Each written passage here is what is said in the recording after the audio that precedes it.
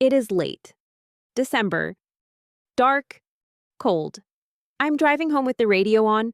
Then I hear a few piano notes. Not a major Fleetwood Mac hit. Not Dreams. Not Go Your Own Way. But Sara. A song that slowly unfolds like a flower. Almost hesitantly. And before Stevie Nicks even starts to sing, I already know what's going to happen. Unfortunately, my car isn't equipped with windshield wipers on the inside.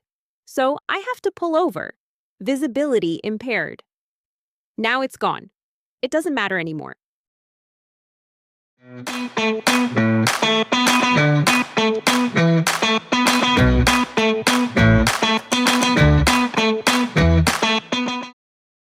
Sara appeared in 1979 on the ambitious double album Tusk and was one of the few songs that still retain some of the accessibility of Rumours. But beneath that elegant surface lies a mystery.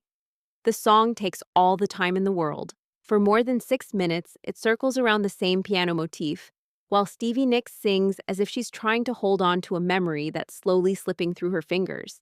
And maybe that's exactly why the song continues to fascinate so many people. Because more than 40 years later, fans are still debating the same question. What is Sara actually about? Welcome to the room, Sara. This is Fleetwood Mac. This is Mysterious Ways.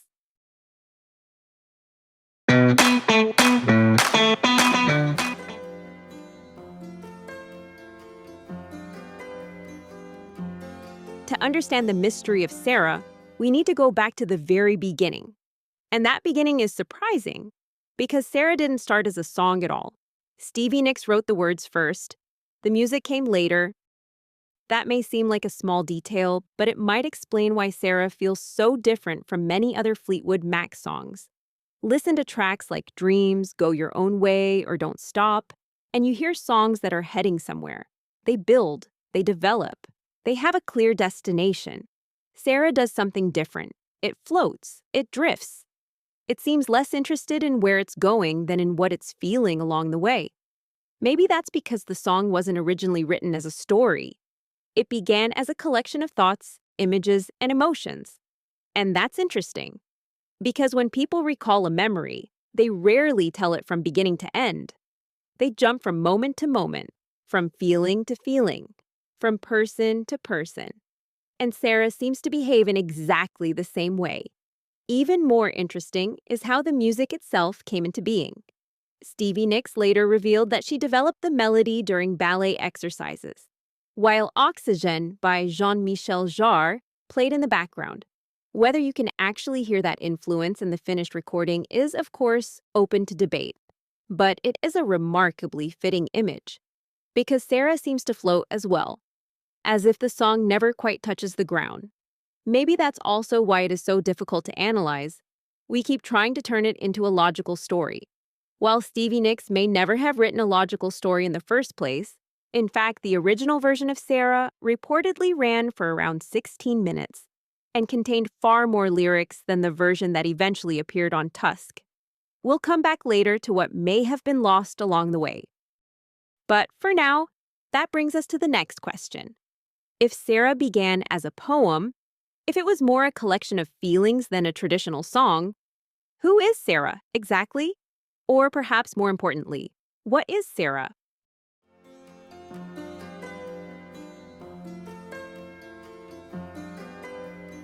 If Sara began as a poem, then that naturally brings us to the next question. Who exactly is Sara? At first glance, that seems like a simple question. After all, the song bears her name.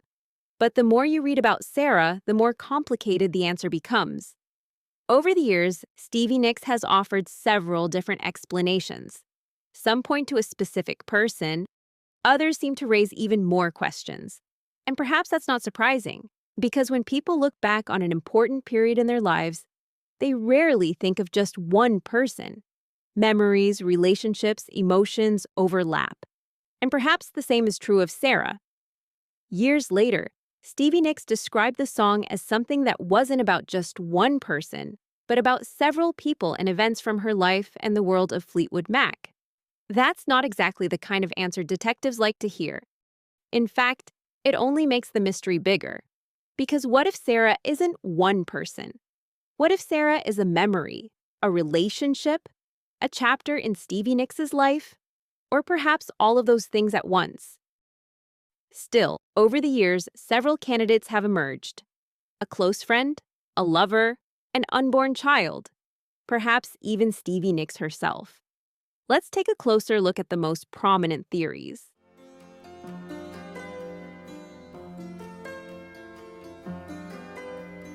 Let's begin with the most obvious candidate, Sara Recker, a close friend of Stevie Nicks who would later marry Mick Fleetwood.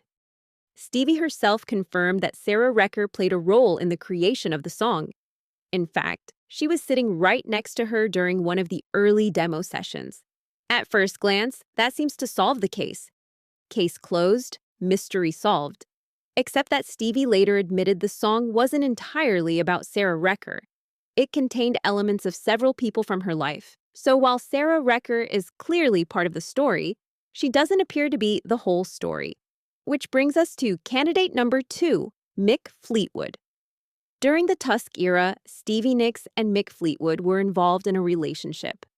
According to Fleetwood, the line, "and he was just like a great dark wing within the wings of a storm," refers to him. He described himself as a source of emotional support for Stevie following her breakup with Lindsey Buckingham. But once again, the same problem emerges. Even if certain lines are about Mick, they still don't explain the entire song. Something is missing. Or perhaps more accurately, someone is missing. Because there's another theory that has attracted a great deal of attention over the years. According to Don Henley, the song relates to the unborn child he and Stevie Nicks might have had together. Years later, Stevie revealed that if she had carried that child to term, and if it had been a girl, she would have named her Sara. At the same time, she was careful to add that this was only part of the story, not the entire story. That makes this theory perhaps the most emotional of them all. But even here, another piece of the puzzle seems to be missing, which brings us to what may be the most surprising possibility of all. What if Sara isn't someone else? What if Sara is Stevie Nicks herself? At first, that idea sounds far-fetched.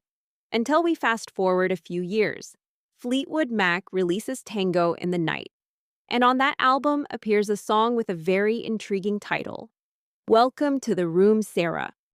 The song deals with Stevie's recovery and her time in the Betty Ford Rehab Center. According to several accounts, she used the name Sarah Anderson as an alias during that period.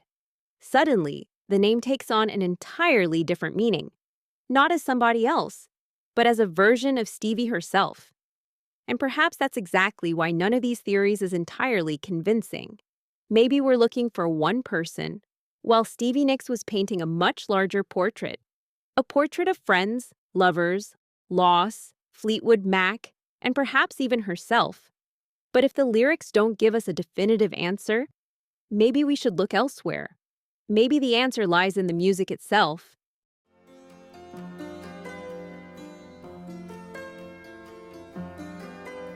After all those theories, one question still remains. Why does Sara feel so different from almost every other Fleetwood Mac song?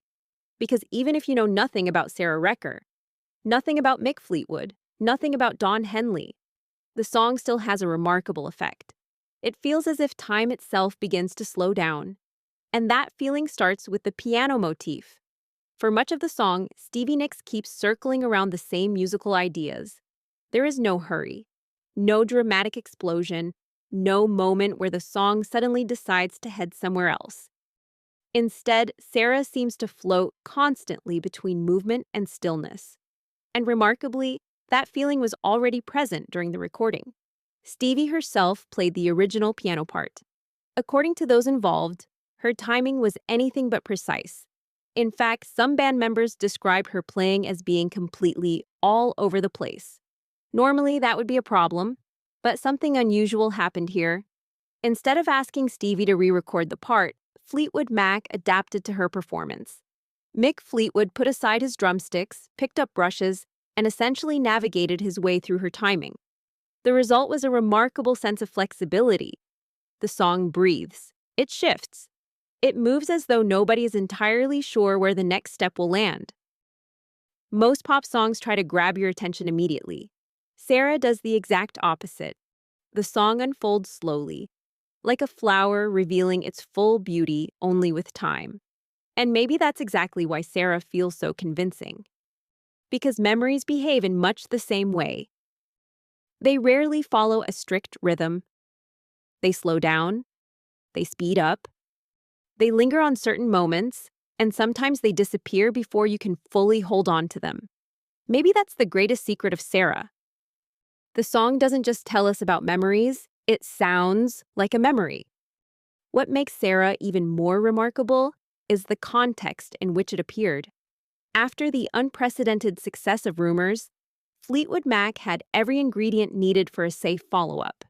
Instead, they chose something far riskier. Tusk became an ambitious and experimental double album that paid little attention to commercial expectations. It took real courage not to make Rumours too. Instead, Fleetwood Mac delivered an album that challenged listeners, surprised them, and occasionally even confused them. Sara benefits enormously from that artistic freedom. On a more conventional album, it probably would have been shorter, more direct, and far less mysterious.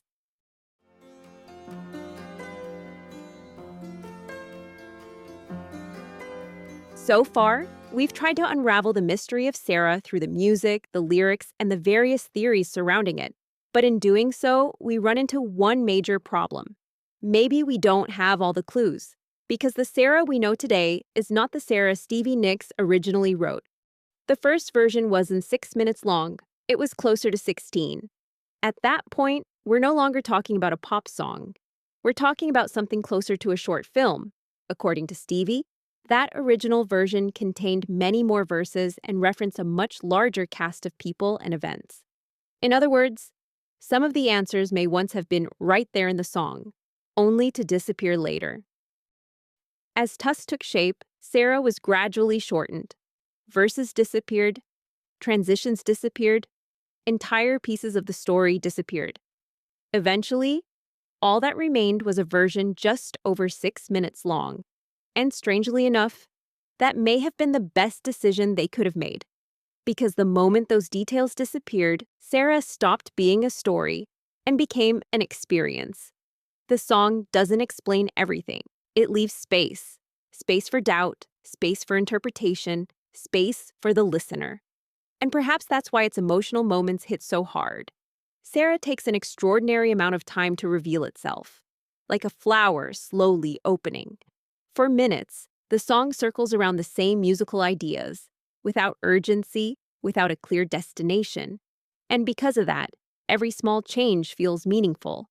A new line, a new melodic turn, a new emotional shade. When the emotional heart of the song finally emerges, it doesn't feel like a traditional pop climax. It feels like a memory finally rising to the surface. Perhaps that's both the greatest loss and the greatest triumph of Sara. We'll probably never know everything that was hidden within those original 16 minutes. But maybe that's exactly what makes the song so fascinating. Because some mysteries disappear the moment you get all the answers. Sara endures because something always remains just out of reach.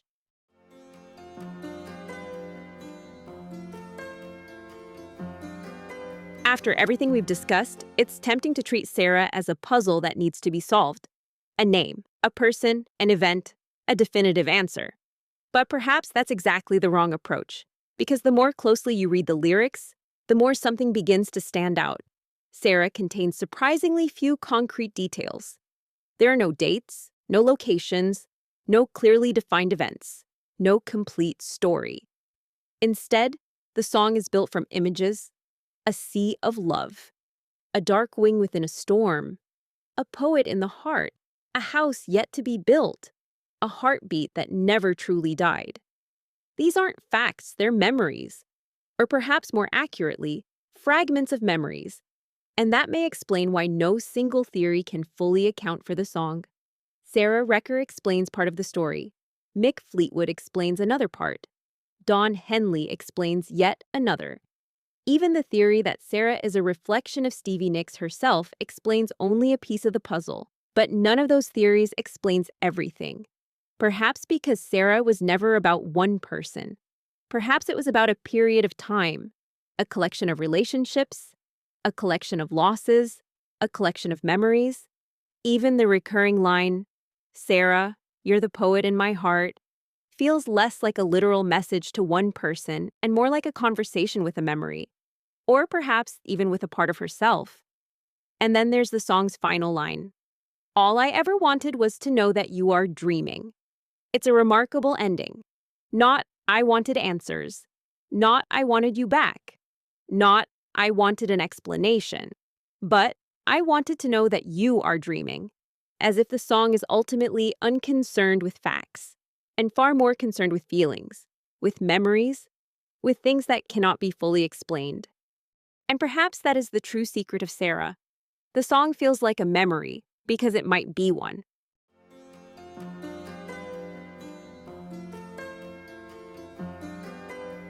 So, is Sara a song about Sarah Wrecker? Partly. Is it a song about Mick Fleetwood? Probably. Is it about Don Henley and the unborn child Stevie Nicks never had? Possibly. And does it perhaps contain elements of Stevie Nicks herself? That certainly can't be ruled out. But after everything we've discussed, I don't think any of those answers tells the entire story, because every theory explains a piece of the puzzle, but none of them explains the whole picture. Perhaps because Sara was never intended as a literal reconstruction of a single event. Perhaps Stevie Nicks wasn't writing a biography. Perhaps she was writing a memory of people, of love, of loss, of a period in her life that cannot be reduced to a single name or a single event. And perhaps that's exactly why the song remains so powerful, because most mysteries disappear the moment you learn the answer. Sara doesn't. More than 40 years later, listeners are still debating the meaning of the song, not because it fails to provide enough answers, but because it invites us to find our own. And perhaps that is the real mystery of Sara. Not who she was, but why she still moves us. And whichever theory may be correct, it doesn't matter anymore. There is one more memory that I will always associate with Sara. The first time I saw Fleetwood Mac live, Christine McVie wasn't part of the lineup. As a result, the set list leaned a little more heavily on Stevie Nicks material. When the opening notes of Sara began to play, my then partner and I ended up dancing in the aisle. While Fleetwood Mac performed the song beautifully, we slow danced in the middle of a packed stadium. It was a magical moment, a romantic moment, a moment that seemed perfectly suited to a song like Sara. Not everyone agreed. The lady from security, for example, was completely unimpressed. Before long, we were rather firmly directed back to our seats. And whenever people asked me afterwards how the Fleetwood Mac concert had been, I always gave the same answer. It was magical. It was romantic. And then it turned into a fight. But she started it. And that was Fleetwood Mac. That was Sara. What do you think of Fleetwood Mac and this often overlooked gem? Let me know in the comments and vote in the poll. Listen to Sara and all the music featured in this and other episodes via the Spotify playlist. And follow the channel on social media for updates, because I will follow you if you follow me. Sara originally appeared on Tusk, the ambitious and daring album that followed the blockbuster success of Rumours. If you're curious about the story that came before the classic Rumours lineup, be sure to check out my review of the Buckingham Nicks album. Just click the card to watch the video. Thanks for watching. See you next time. And in the meantime, drop the needle, press play. And remember, we're only in it for the music.